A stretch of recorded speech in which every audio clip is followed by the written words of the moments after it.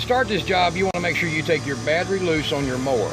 You'll be taking your shroud off of it, including its fan guard, which this is the fan guard. And you want to make sure everything is clean. You want to cover this up, blow it out real good with air to make sure you don't have any kind of debris that's going to end up in your carburetor. Put you a clamp on your fuel line, okay? Now let's go to the rest of it, showing you how to use a kit to rebuild the typical problem of surging and not running right of a Briggs Stratton V-twin Intek motor. All right, come on.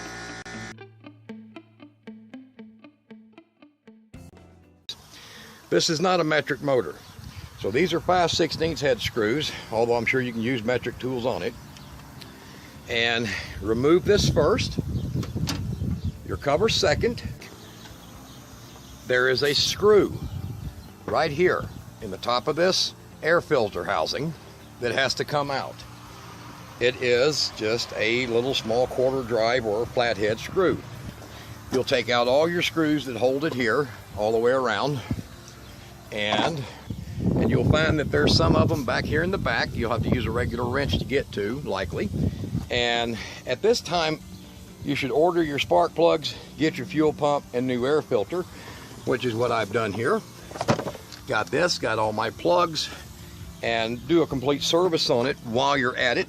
The second thing is get you a couple of cans of good brake clean, because it works excellent on aluminum. And this was very dirty up in here and caused it to run warm inside the cooling right here, where the fan actually blows the air across the cylinders. And so I saturated it down with it all plugged off and with a towel over the top of this, and then took air and blasted it out. And now it's quite a bit cleaner than it was, so it should run a lot cooler. As far as changing your fuel pump, there's usually a lot of debris or backflow from this line when you take it loose, and it will jam up your fuel pump, my experience. So I would replace that fuel pump right there.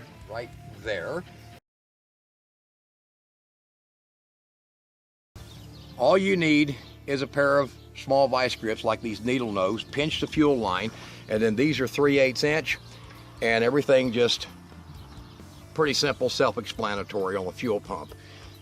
You'll have to give it a second to prime when you start to fire this back up, so don't panic. It might take a minute to start. I've even run a battery down on one of these trying to fire it up after the fact.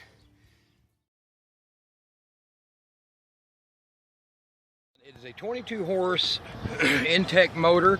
This is model number 441777. Many of these are going to be alike because they use the same style carburetor. This is the same style manifold and carburetor that you're going to find on most of the V-twins in the Intek family, from, I don't know, 18 or 20 horse on up to about 25. And as you can see, I've plugged off my intakes on both sides with a few rags so I could use air to blow this out and clean it. And then I just used a 1/4 inch extension to put into the fuel line, because it'll continue to drip as long as your tank is higher than this, and stuff the other end, which is the driver end, into your PCV line that runs back up, positive crankcase ventilation line that runs back up to your carburetor. And these are T30 Torx, okay, and 3/8 nut T30 Torx. So that's what you got right there. There's 4 of them. They do have some lock on them, so you want to put some Loctite back on them when they go back in. When you pull this loose, you want to seal that up. Now these come with a reusable seal on them. I suggest cleaning them very well, putting them back on and torquing them down to about, I think it's about 30 inch-pounds, 20 inch-pounds, somewhere in that neighborhood. Check your manuals on it, you'll know. Me, I just torque it down enough to where I feel like I'm going to break it, and I stop. Now what I've got here is I've got the carburetor turned upside down. And here is normally the cause of your ailments in these engines when they start acting up and surging and going crazy. It's this O-ring right here. There's 2 jets in there, and there's a left and a right. And if you'll look on your carburetor, you will see on the other side an L and an R, in case you're wondering. But the safest way to do this, because these are 2 different size stage jets, is to make sure that you take one at a time. Now, you can order a kit from eBay, and I'm going to put the guy's link in here. It comes with a body ring, which is this, As you can see, mine's pretty wore out. That seats down into this spot right here, okay, next to the float. And it comes with the 2 little bitty O-rings that go to the jets and the 1 big O-ring which replaces this one. And look at that. I mean, look at the difference here. This is that O-ring.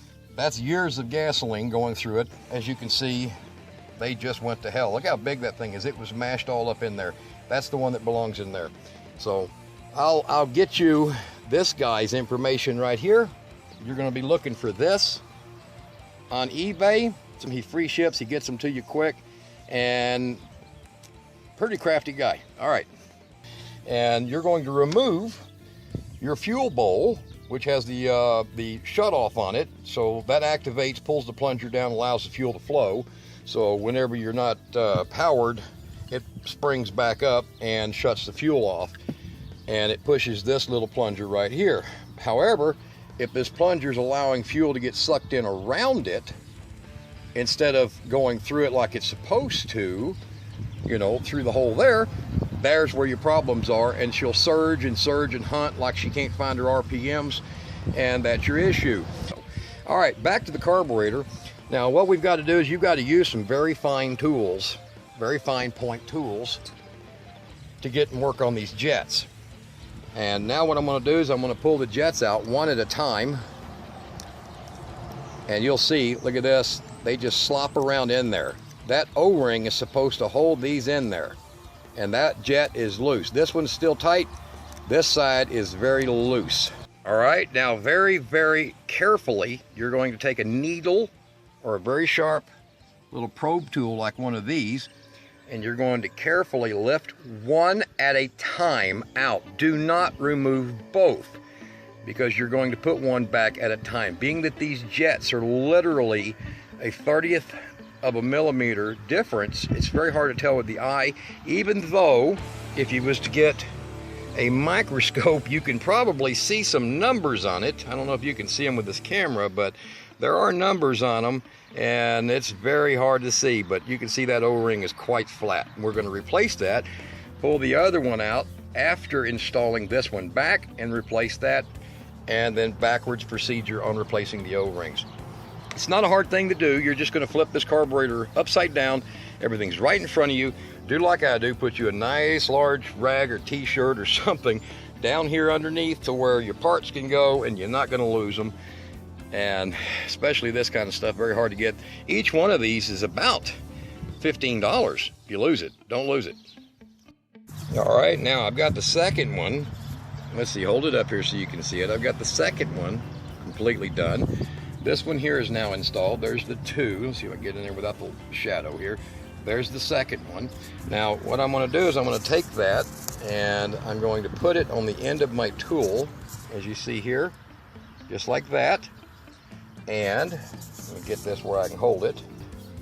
With it like that, very carefully, I'm going to reach up and just hold it with the edge of my finger and go back in over here. Hope that shadow's not getting the best of you. And I'm going to drop it in place and then give it a little bit of a walk in to where it pops into place. There. Now, they're no longer loose and they're no longer flopping around, allowing fuel to shoot past them. So now the governor and everything will work just fine on this engine. We're going to take this O-ring and install it next. We're going to get this now, the O-ring for it, fit into place. And that's pretty self-explanatory. And you'll see it carefully remove as you take yours apart. Look at it carefully. Like mine, yours will probably be still stuck in your fuel bowl. Okay, it'll probably still be stuck down there, laying in there like mine was. And get your new O-ring on it, put it together, clean your surfaces very well, get your surfaces real good and clean.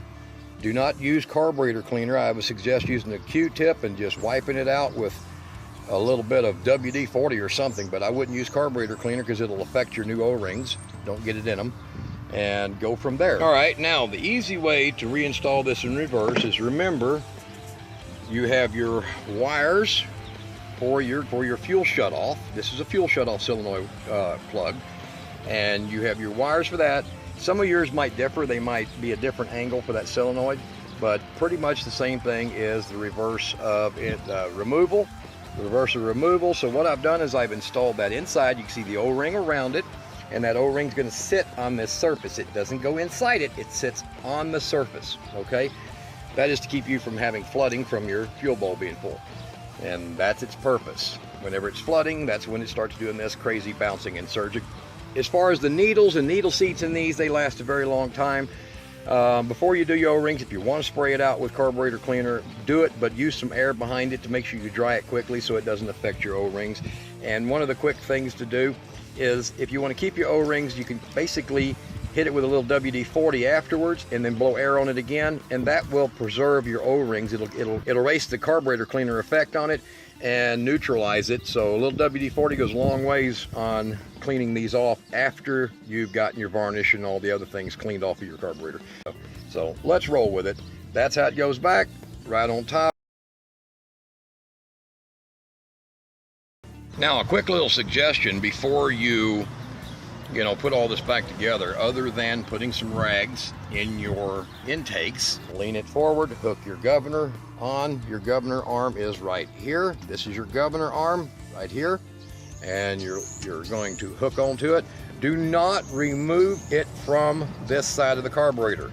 You will hate yourself for doing that. So as you can see, this hook is made so when this is rotated, it's going to hook, and then you will be able to line it up. There's no bolt studs on these, so it's easy to just come straight in and line up. All right, guys, make sure you clean these real good. You see I have a few small dings in my gasket right here. For some of you that might have that, get you a standard black RTV, like Pro Seal here, and you're going to put a very, very thin film of it on here. Very thin film. Do not allow it to get inside here or even in this groove here. Wipe this outwards as you put it on, and then quickly install it on there. Do not torque it fully. Give it about an hour, and then you can torque it to its whatever the specs are on it. All right, so I've got to finish cleaning these surfaces, and you can use a standard razor blade to do that, to clean the old stuff off of there. As you can see, it's coming off. Once you've done that, you're ready to go. The typical restore that you're going to do on a Briggs Stratton Intek motor, a lot of them use this same carburetor setup. The kits can be different for them. However, this is 99% of the time your problem, and I'm sure this is my problem because I fix these plenty of times.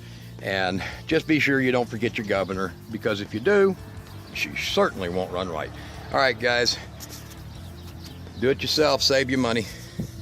Right, from surging to solid. Sounds smooth. It was hunting like crazy, wouldn't run right. Now, there she is. Not bad. Grand total of pricing for the air filter, the O-ring set, spark plugs, and everything all ran under about $45. Not a bad deal. Make yours run yourself. You can do it.